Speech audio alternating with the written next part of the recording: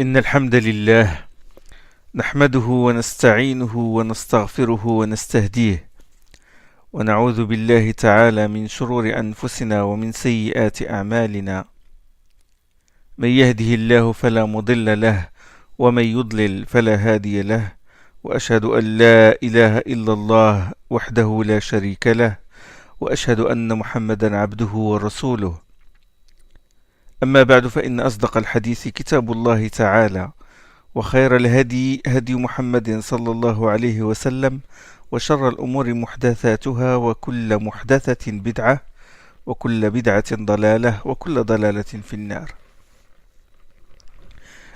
Nous vous avons expliqué la modalité de la descente du Coran sur le prophète sallallahu alayhi wa sallam, c'est-à-dire qu'il recevait la révélation par l'intermédiaire de Jibril, qui se présentait parfois sous la forme d'un homme, ou sous sa forme angélique, ça c'est arrivé 2 fois, ou sous sa forme angélique mais derrière un voile. Nous avons parlé des 7 ahruf, des 7 modes de formulation du Coran. Nous avons parlé de la façon dont le Coran a été descendu, descente synthétique, de la table gardée à Bayt al-Izza, la maison de la puissance, au ciel le plus bas, puis descente, fragment par fragment, descente graduelle, munajjam, tout au long de la mission prophétique de Muhammad sallallahu alayhi wa sallam. Alors, si nous respectons l'arbre des sciences que nous avons schématisé, nous avons mis descente fragment par fragment dans un rectangle, et de ce rectangle se ramifient 2 branches. Se ramifient 2 branches. On distingue les sourates révélées en une seule fois et les sourates révélées en plusieurs parties.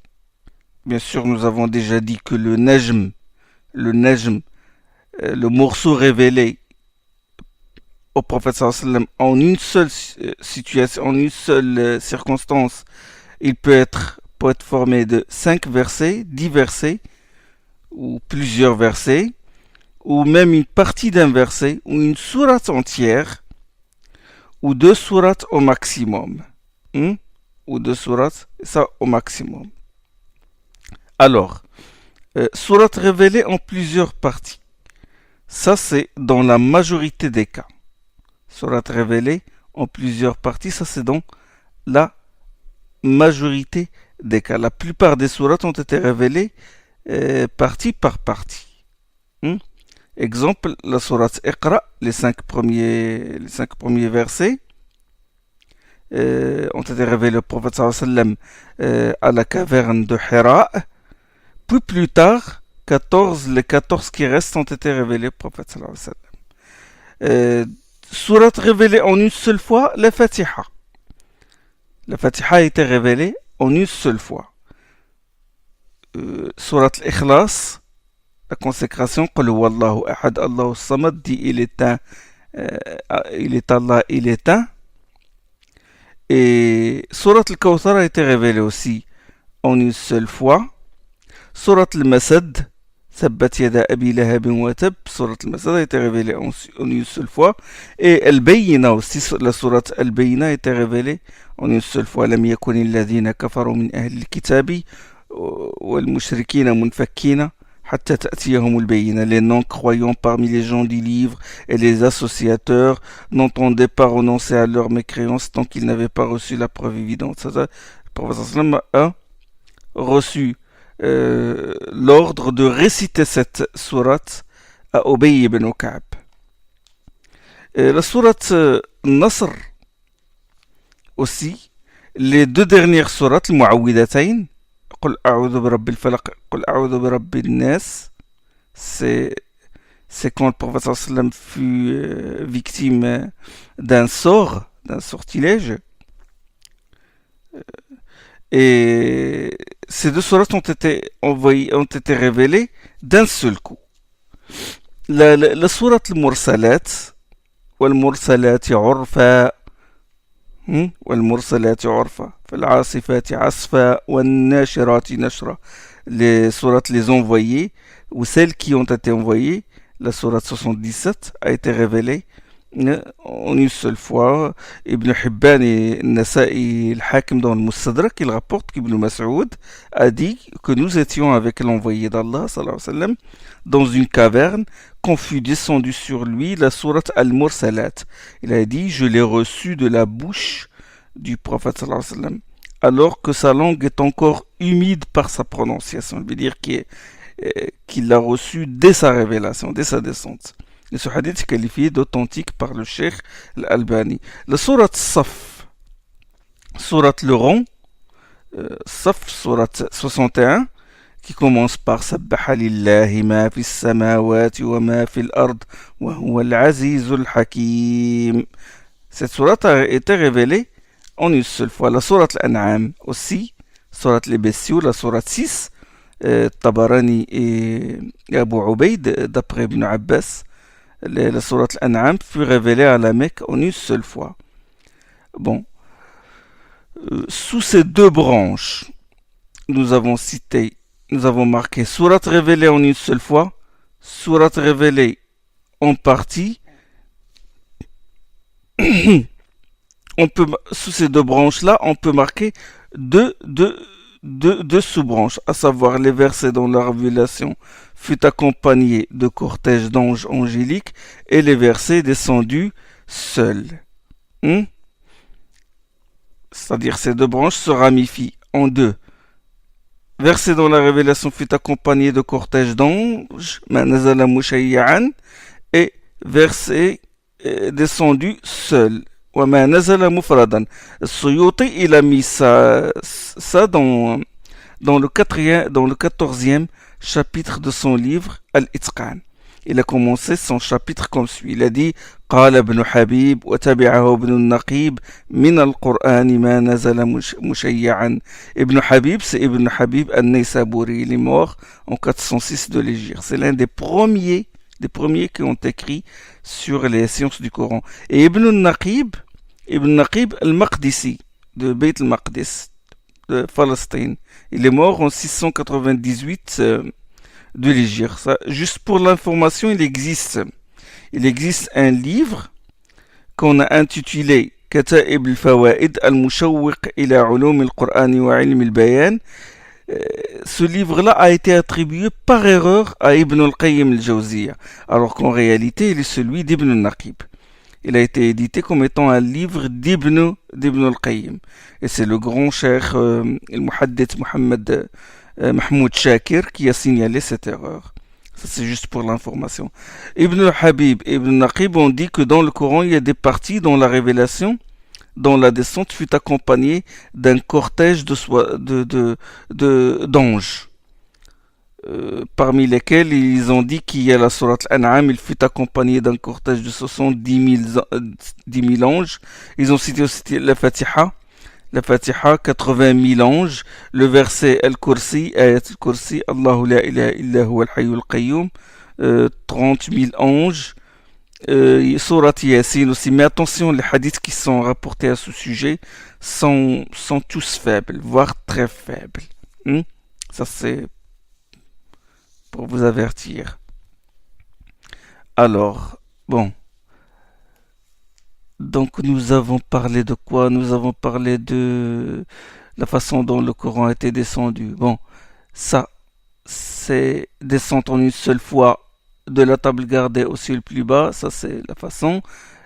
L'autre branche, c'est descendre fragment par fragment. Et nous avons divisé cette branche-là en deux autres branches de second niveau. C'est sourate révélée en une seule fois et sourate révélée en plusieurs parties.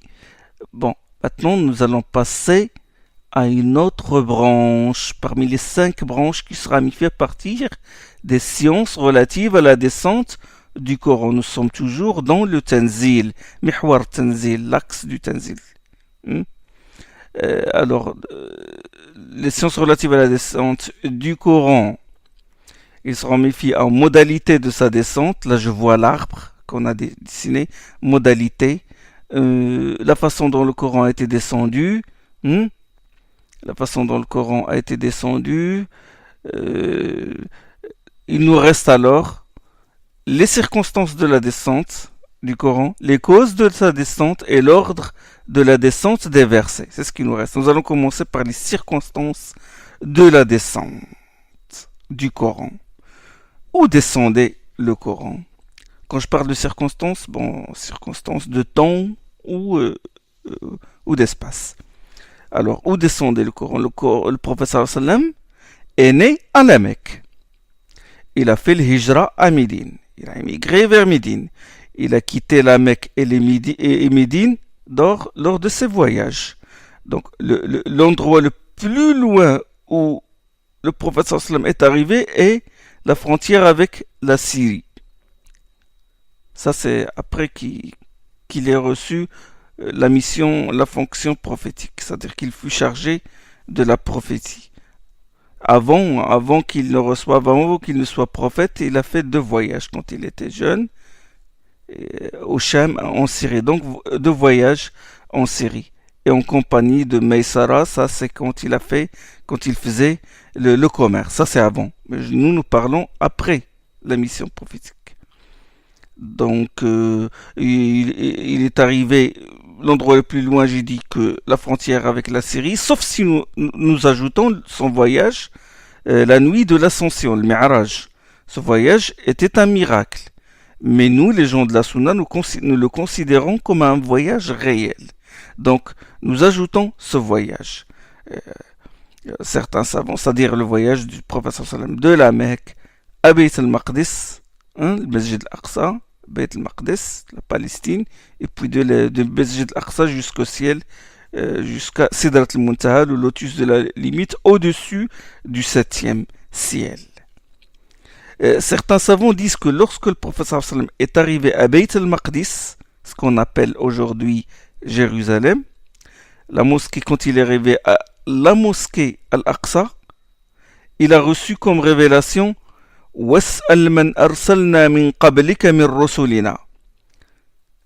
Demande au messager que nous avons envoyé avant toi. Demande au messager que nous avons envoyé avant toi. Ça c'est dans Surat Zukhruf, Surat 43. À Bayt al-Maqdis, Allah subhanahu wa ta'ala a ramené tous les prophètes et l'envoyé d'Allah les a dirigés en prière. وَاسْأَلْ مَنْ أَرْسَلْنَا مِنْ قَبْلِكَ مِنْ رُسُلِنَا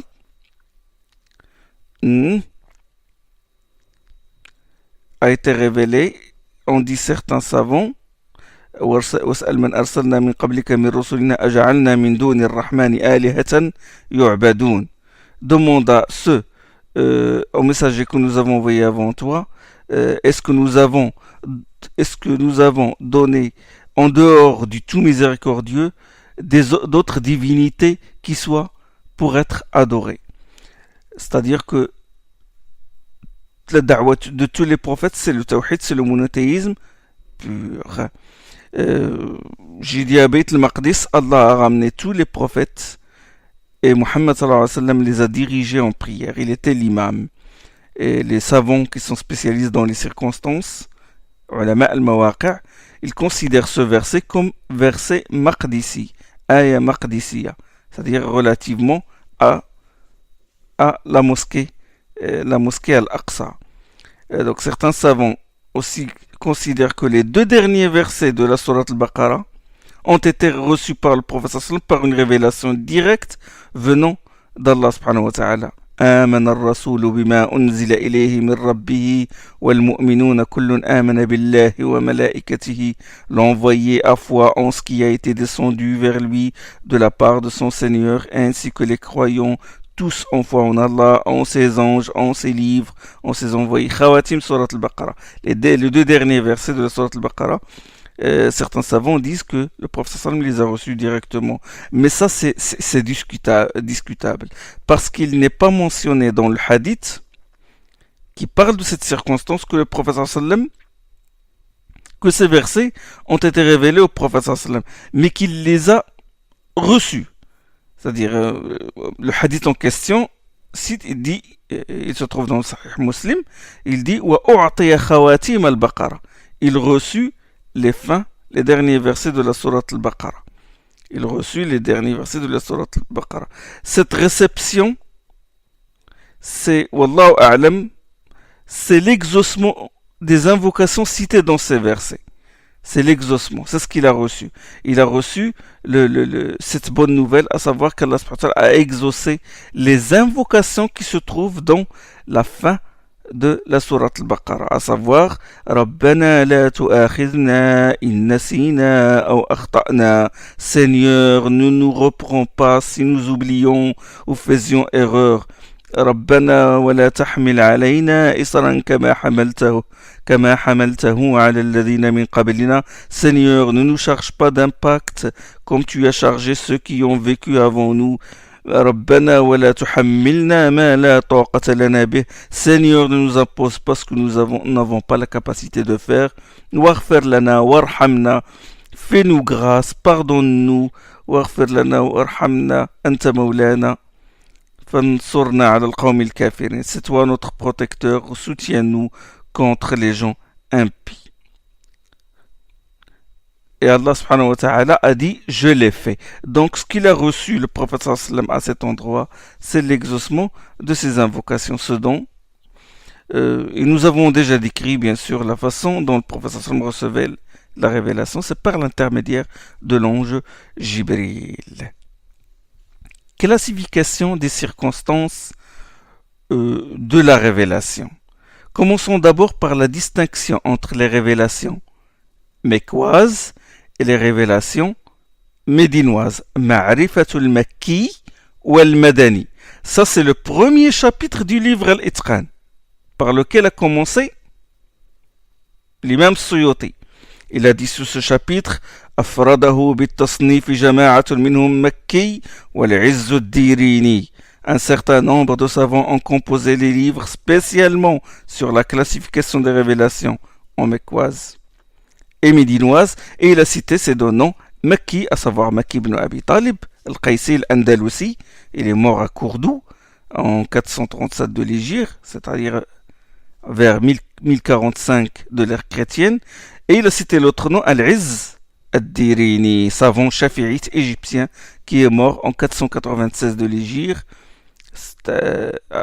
environ 1294 de l'ère chrétienne. En fait, les chercheurs n'ont pas trouvé de livre exclusivement consacré aux Mecquois et aux Médinois de ces deux éminents savants.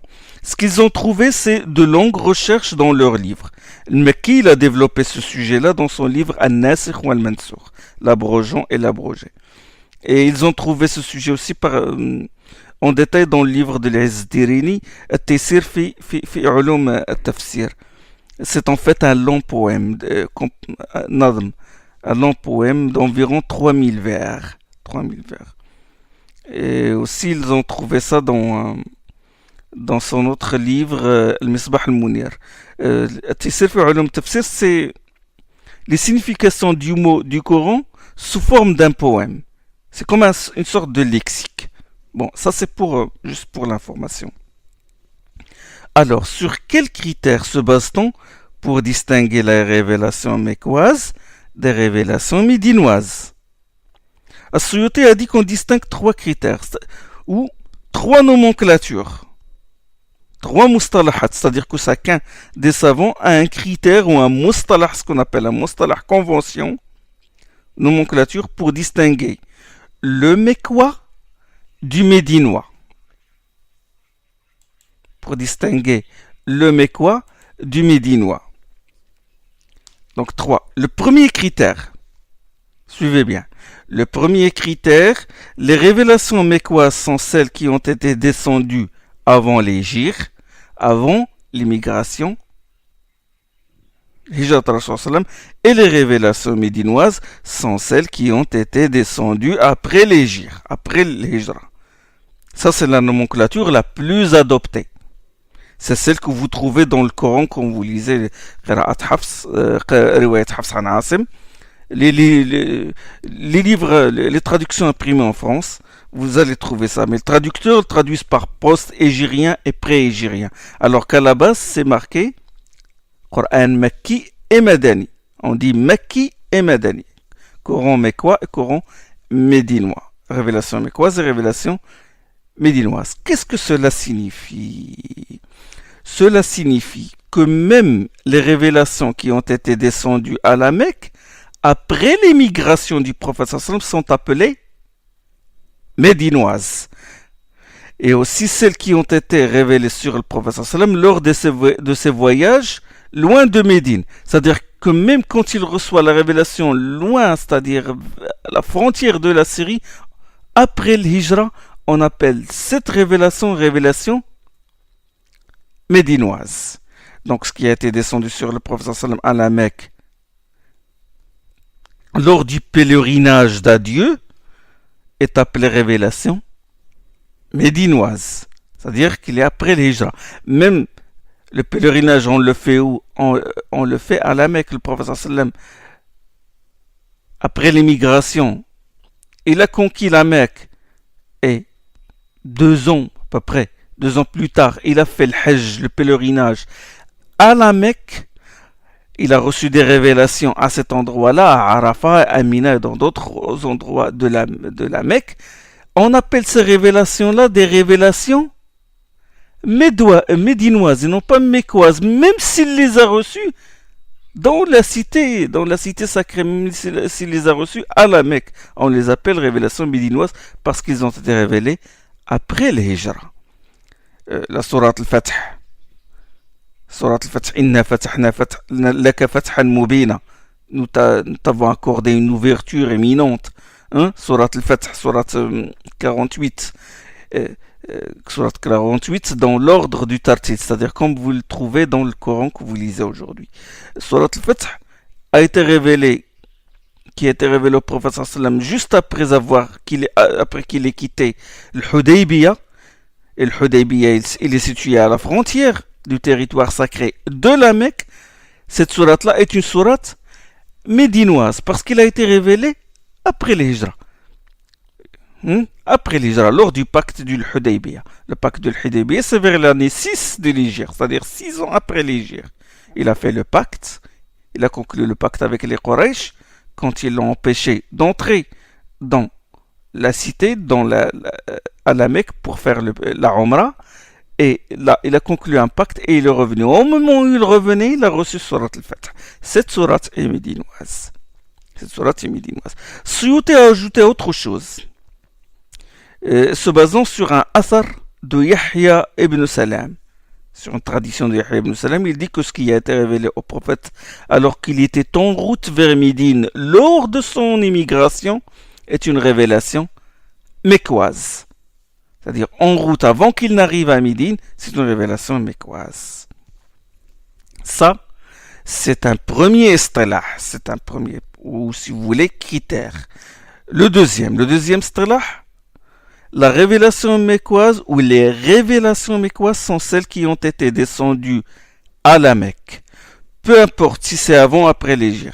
Et les révélations médinoises sont celles qui ont été révélées à Médine, peu importe si c'est avant ou après l'émigration. Ceux qui adoptent cette nomenclature acceptent l'étape intermédiaire. Ils disent révélation mécoise, révélation médinoise et révélation ni mécoise ni médinoise. Et ils attribuent certaines révélations aux endroits où ils ont été descendus. Ils disent Coran Juhfi, révélation Juhfi, c'est-à-dire révélé à Al-Juhfa, un endroit. Ou Jaishi, dans un endroit Zatul Jaish, entre la Mecque et Médine, etc.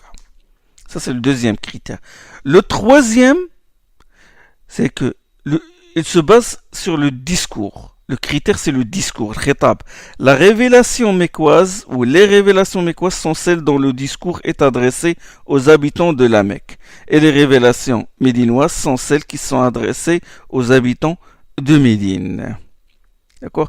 Mais la nomenclature ou le stilah le plus adopté, c'est que les révélations mécoises sont celles qui ont été descendues avant le hijra, l'immigration, et les révélations médinoises sont celles qui ont été descendues après l'hijra.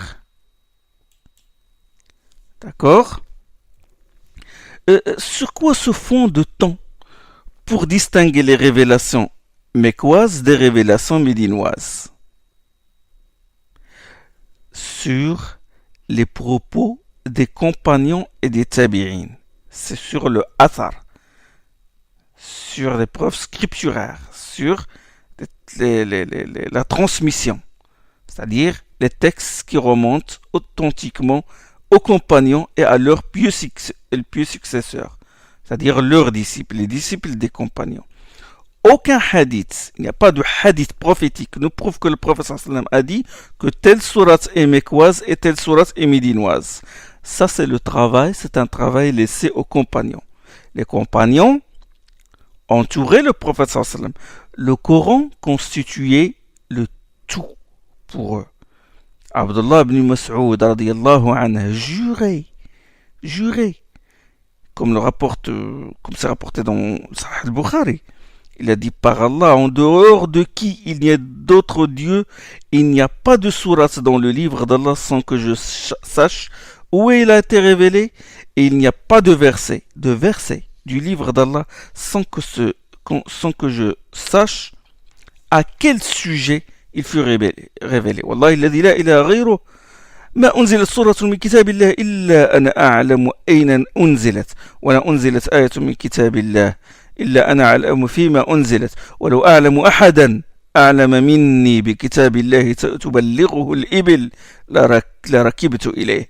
Il a dit, si je connaissais quelqu'un de plus savant que moi à propos du livre d'Allah, qu'on puisse atteindre à d'autres chameaux, j'irai jusqu'à lui. Les circonstances et les causes, ce sont les compagnons qui s'en occupaient. Ils les avaient enregistrés et ils les avaient transmis aux tabi'in, à leurs pieux successeurs. Le prophète sallam, qu'est-ce qu'il fait? Le prophète sallam, il évaluait les choses à leur juste valeur. Il dosait. Il ne s'est pas beaucoup intéressé à ce genre de classification. Il a laissé à la discrétion des compagnons les circonstances et l'ordre chronologique, je veux dire, l'ordre chronologique de la descente, intéresse surtout les spécialistes, les grands savants. C'est pour distinguer l'abrogeant et l'abrogé. Ou ceux qui étudient la question de la spécification de certains versets ou énoncés juridiques. Tarsis. Et c'est aussi à quoi ça sert, pourquoi la révélation a été, le Coran a été descendu chronologiquement, verset par verset, fragment par fragment. C'est aussi, ça a un but d'éducation, comme on l'a dit dans les séances précédentes. C'est-à-dire la gradation dans l'éducation. La tazkiya, la purification et l'éducation, comme on l'a vu, comme je vous l'ai déjà expliqué. Donc, ça c'est en second degré. Mais le professeur Sam s'est intéressé à autre chose lors de la réception de la révélation, à une autre forme d'explicitation, à savoir l'agencement des morceaux de la révélation qu'il recevait. C'est cela dont il était chargé dès le départ, sallallahu alayhi wa sallam. Depuis qu'il a reçu l'ordre, depuis qu'il a reçu Iqra bismi rabbiki. C'est le tartil.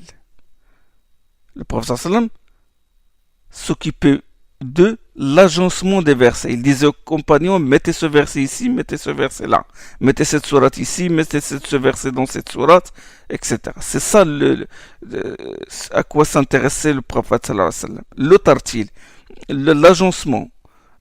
Vous savez, quand on entend le tartil, ça nous renvoie directement à la façon d'articuler, de prononcer les lettres, les voyelles, l'idgham, l'élision, la prolongation des voyelles longues, etc. Le runna, le tanwin, etc. Mais ça, c'est un agencement vocal, tartil, sauti. Ce dont je parle maintenant, c'est l'agencement textuel, c'est-à-dire l'agencement textuel, sa composition, selon l'ordre qui existe dans la table gardée. Et le prophète sallam a engagé des scribes et leur disait, mettez ce verset. D'ailleurs, c'est la raison pour laquelle le prophète sallam a engagé des scribes.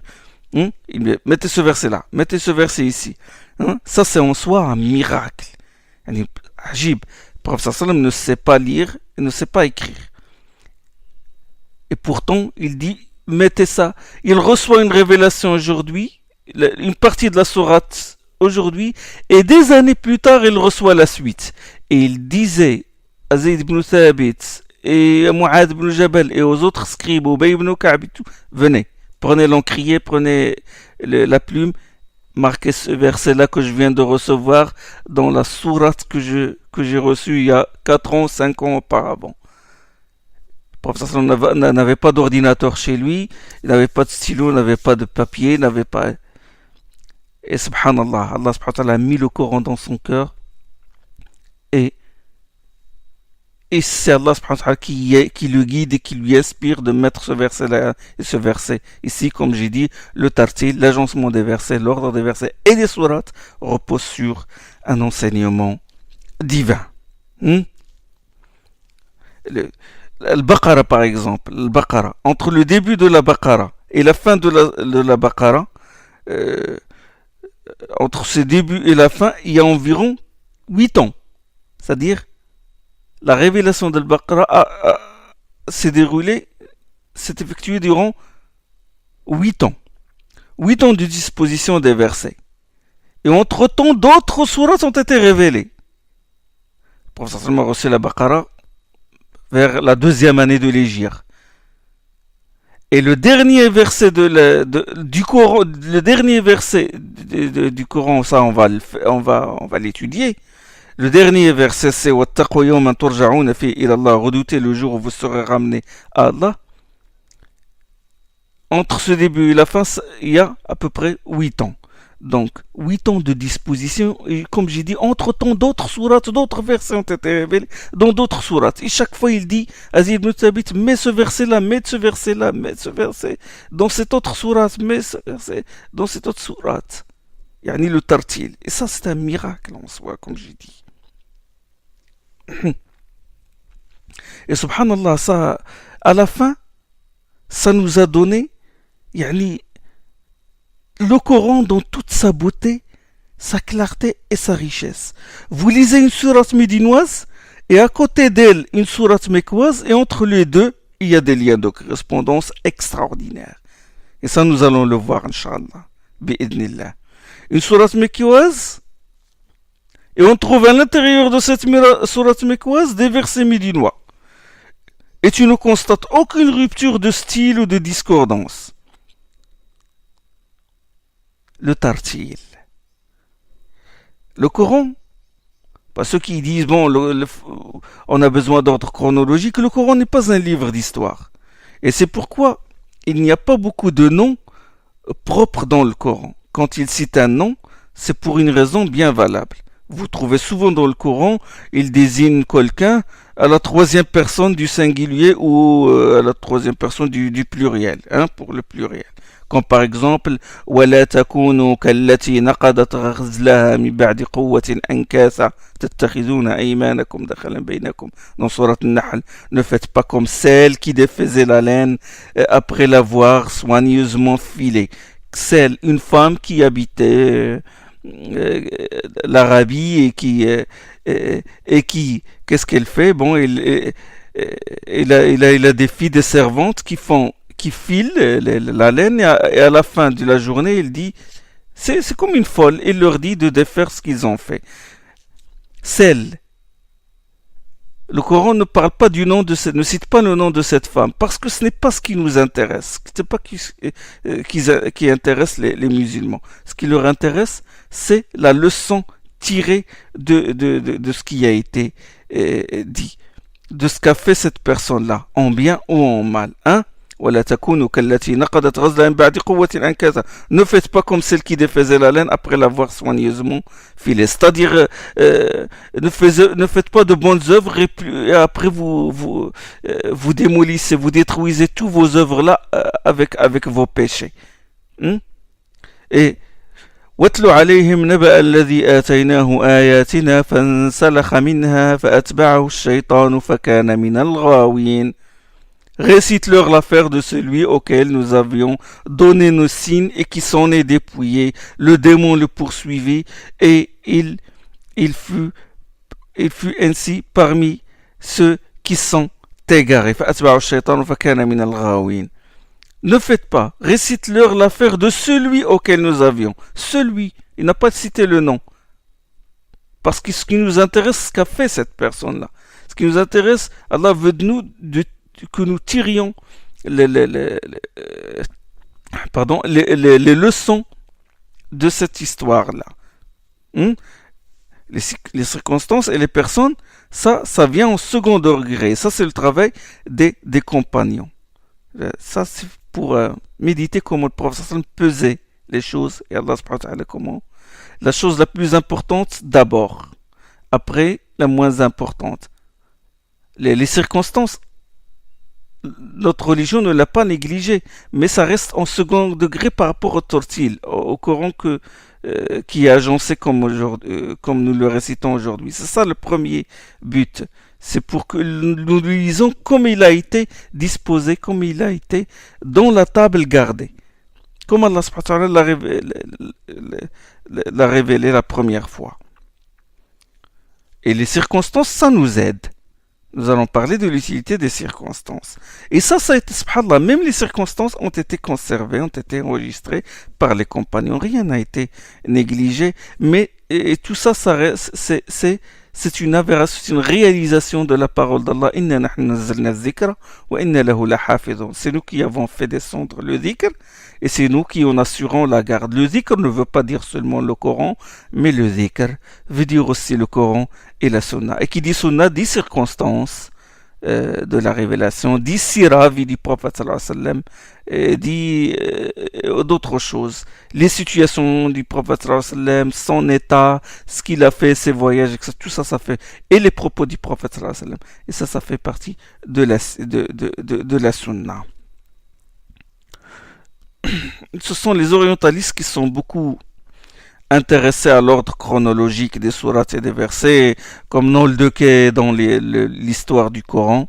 Blacher aussi, il a même fait une traduction selon l'ordre chronologique. Après, il a changé, il a fait la traduction du Coran selon le Tartil. Leur but, c'est de reconstituer la personnalité du prophète sallallahu alayhi wa sallam. Étant des non-musulmans, ils sont partis du principe que le Coran est l'œuvre de Mohammed, donc œuvre humaine. Et un homme reste un homme. Un homme, ça reste un homme. Tout ce qui est en lui évolue. Il peut penser une chose et des années plus tard, il se rend compte qu'il s'est trompé. Il peut se contredire. Son style, la façon de parler change. Si c'est un écrivain, bon, son style va changer. Il va s'améliorer. Ou au contraire, va se dégrader. Ses connaissances changent. Il mûrit avec le temps et il subit des influences du milieu. Mais subhanallah, le Coran, depuis la première révélation jusqu'à la dernière révélation, le style est au sommet de la perfection. Sa richesse en enseignement est restée la même. Yani, eux, ils veulent remonter les sources jusqu'au début. Puis il dit, voilà, le Coran, l'ordre chronologique, la première révélation, puis qu'est-ce qui s'est passé avant même la révélation et tout. Pour ils essaient de découvrir l'origine. Est-ce qu'il y a quelqu'un qui lui a enseigné ça? Le milieu où il vivait, est-ce qu'il y a des gens, des théoriciens, les juifs et les chrétiens qui lui ont appris des choses, des enseignements qu'il a mis dans le Coran, etc. Les shubuhat des orientalistes. Et subhanallah, la première révélation, ça donne une grande claque au négateur. Iqra bismi rabbika alladhi khalaq. La première révélation. Lis au nom de ton Seigneur qui a créé. Récite au nom de ton Seigneur qui a créé. Iqra bismi rabbika alladhi khalaq. Khalaq al-insana min alaq. Il a créé l'homme à partir d'une adhérence. Iqra wa rabbuka al-akram. Lis et ton Seigneur est le plus généreux. Alladhi allama bil qalam. Qui a enseigné par le qalam, le stylo, la plume. Allama al-insana ma lam ya'lam. Qui a enseigné à l'homme ce qu'il ignorait. Yani, subhanallah, un fait troublant qui doit vraiment susciter la réflexion de n'importe quelle personne qui réfléchit. Dès le départ, lit. Et le professeur sallam ne sait pas lire, ne sait pas écrire. وما كنت تتلو من قبله من كتاب ولا تخطه بيمينك إذا لارتاب المبطلون. Avant ce Coran, tu ne récitais le texte d'aucune écriture, ni n'en écrivait aucun de ta main, sans quoi les négateurs auraient quelque chose pour faire douter de l'authenticité du Coran. إذا الارتاب المبطلون aurait du doute.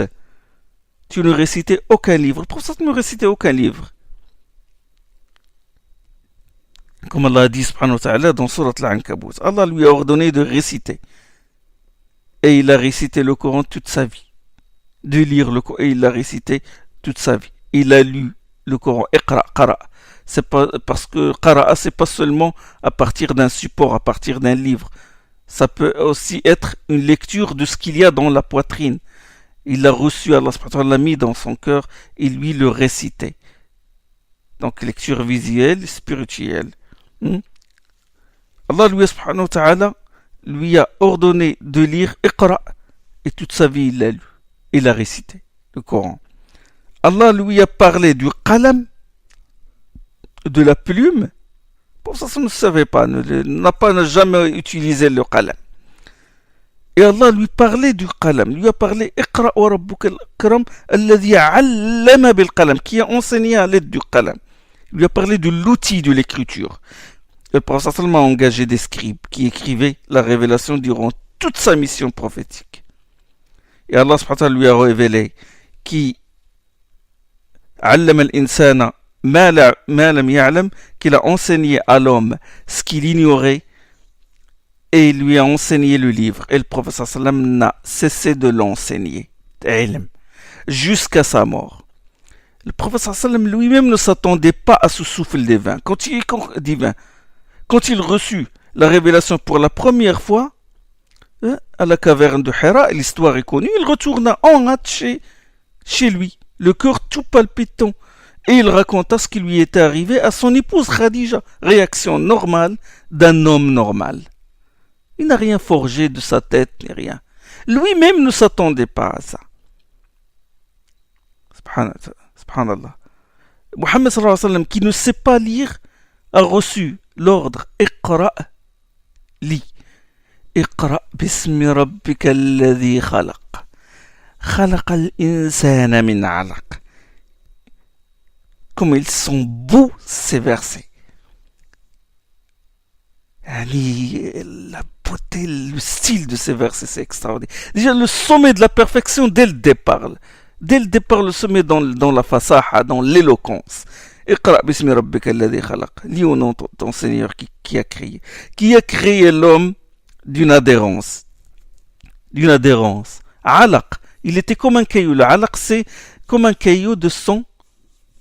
Du sang coagulé. C'est comme ça que, au début, l'embryon, on dirait des morceaux de sang, un caillou de sang qui est collé à quelque chose.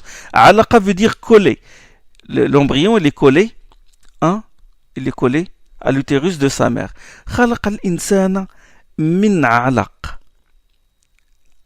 Comme l'embryon se développe pour être un homme, un fœtus, plus tard un enfant, un nouveau-né, un enfant, etc., puis un homme, belle stature, aussi toi,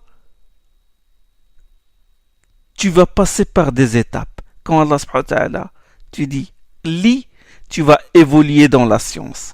L'embryon, le alaq est collé à l'utérus de sa mère, il se développe. Toi, tu vas être collé à la science d'Allah et tu vas te développer graduellement. Tarbiya. Iqra bismi rabbik. Dis au nom de ton Rabb. Et Rabb vient de Tarbiya. Il va t'éduquer. Comme il va t'élever. Comme il élève. Comme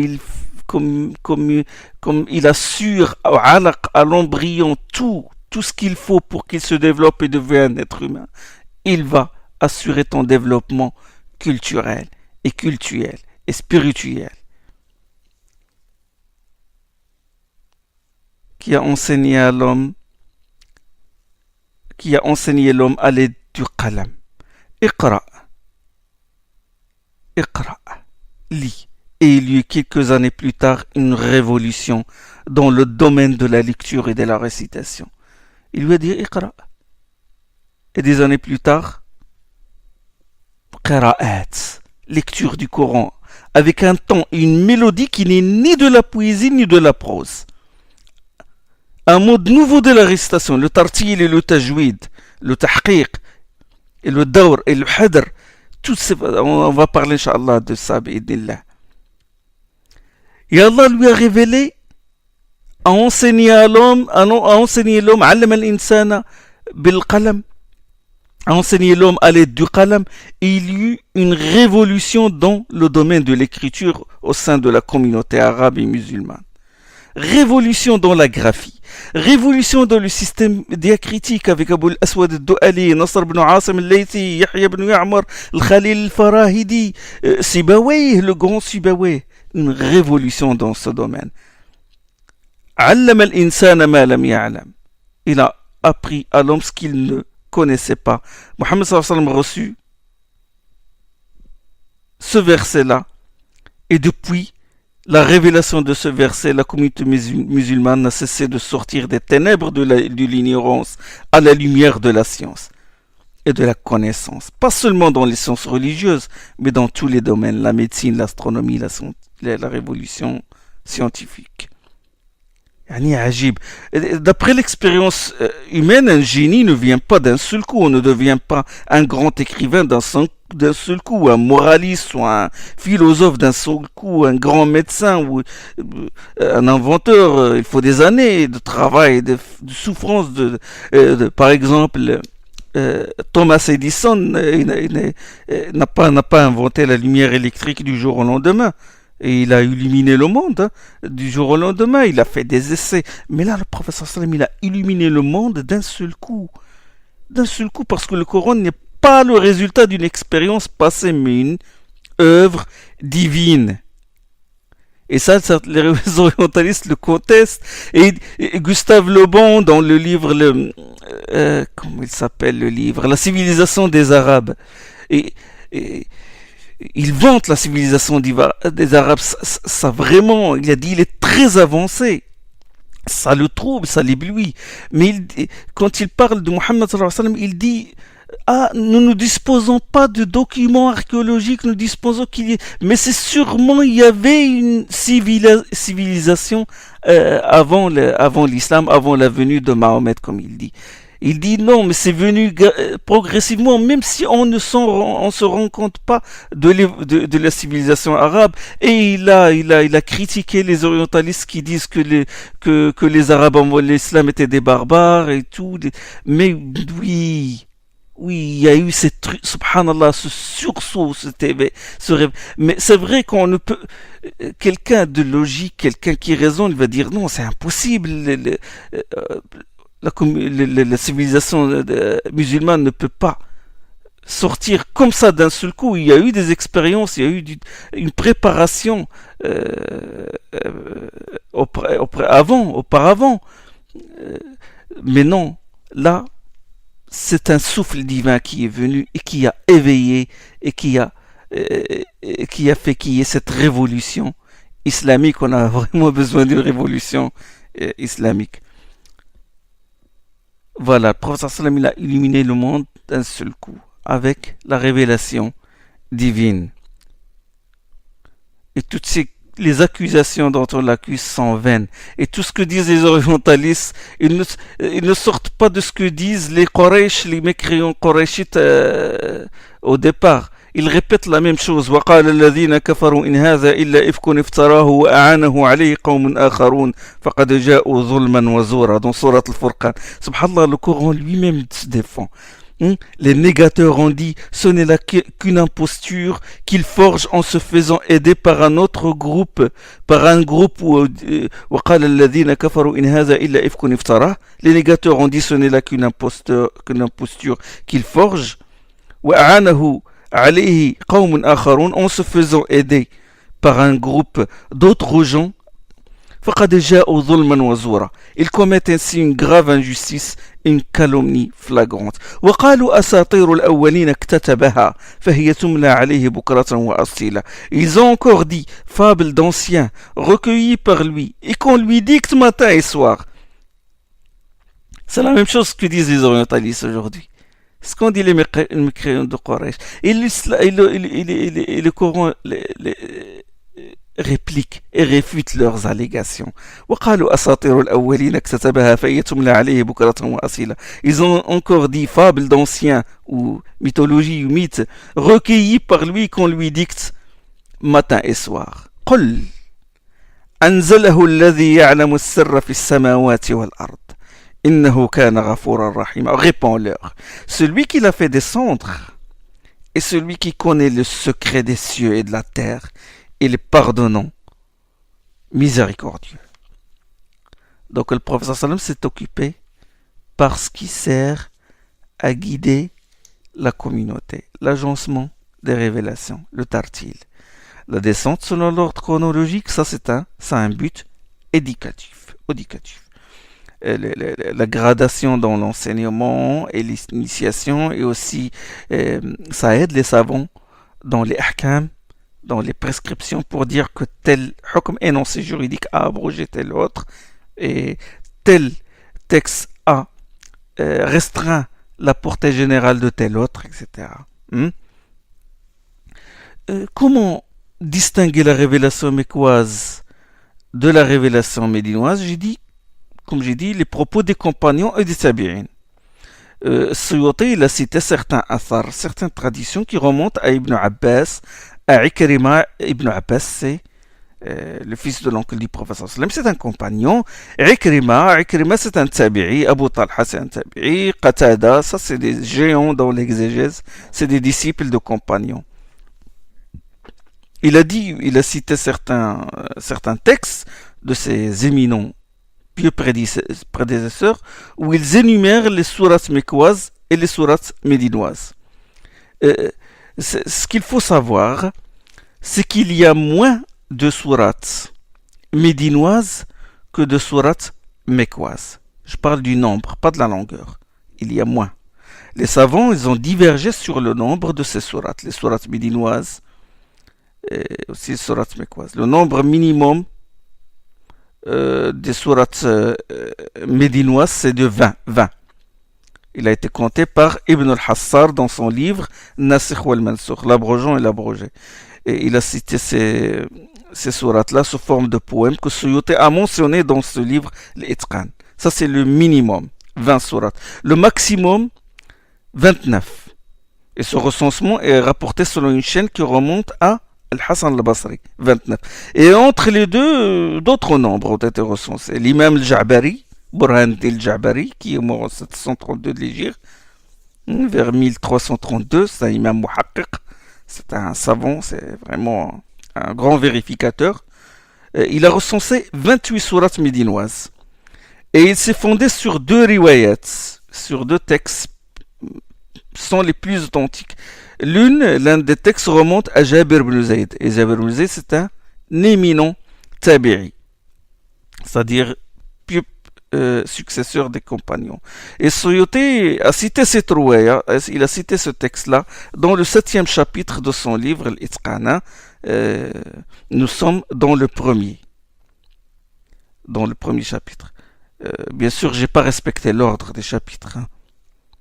Nous allons citer le passage où il énumère les sourates médinoises. Enfin, il a énuméré les sourates mécoises qui sont au nombre. Il est arrivé au nombre 86 sourates médinoises. Ça, je parle toujours du texte de Jabir ibn Zayd, rahimahullah, 86.